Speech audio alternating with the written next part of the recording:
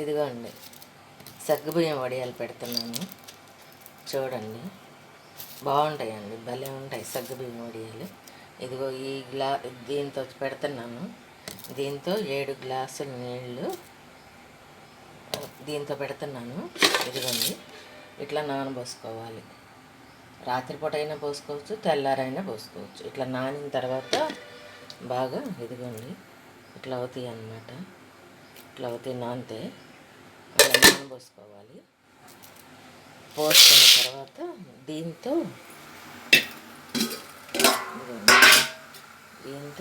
7 గ్లాసులు 7 తెపాళ్ళు నీళ్ళు పోసి ఇది బాగా మరగనివ్వాలి. మరగనిచ్చిన తర్వాత దీనిలో కొద్దిగా మనకు సరిపోయే సాల్ట్ వేసుకోవాలి. బాగా మరగనిచ్చినాక అది దానిలో పోసేటప్పుడు మీకు మళ్ళీ చూపిస్తాను. ఇదిగోండి పోసానండి.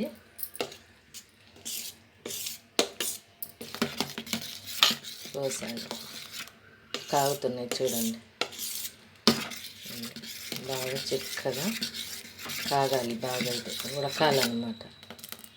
ఉడకాలి. ఇది చూడండి ఎట్లా ఉందో, అట్లా ఉడకాలి బాగా.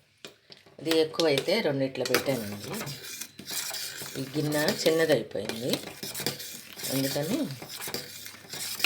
అందుకని దీనిలో కూడా సుగం పోసి పెట్టాను. అదే చూడండి ఎట్లా ఉడుకుతుందో. బాగా ఉడికినాక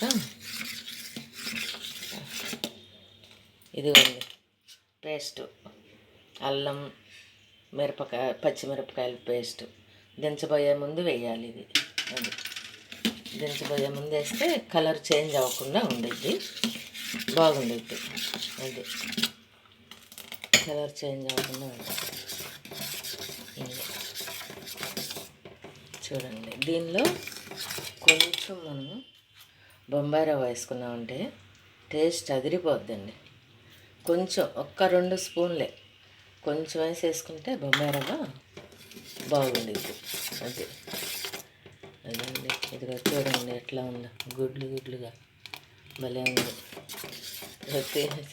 ఒకటిదే తినాలనిపిస్తుంది. బాగా చల్లారినాకండి పెట్టేటప్పుడు చూపిస్తాను మీకు మళ్ళీ. అదే ఇదిగోండి వడియాలు పెడుతున్నాను. అసలు పెట్టాను చూడండి. ఇట్లా పెట్టుకోవాలి. ఇట్లా పెట్టుకుంటే బాగుంది. అంటే ఇంత చిక్కగా ఉండాలి.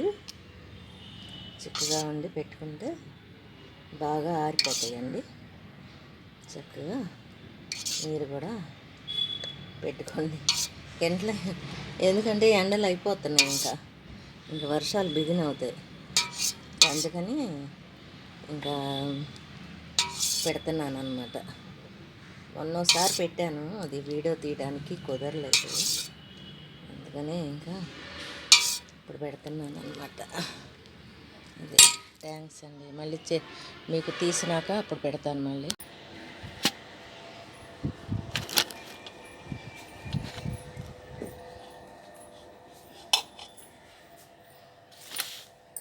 ఇదిగోండి వడియాలు తీసాను.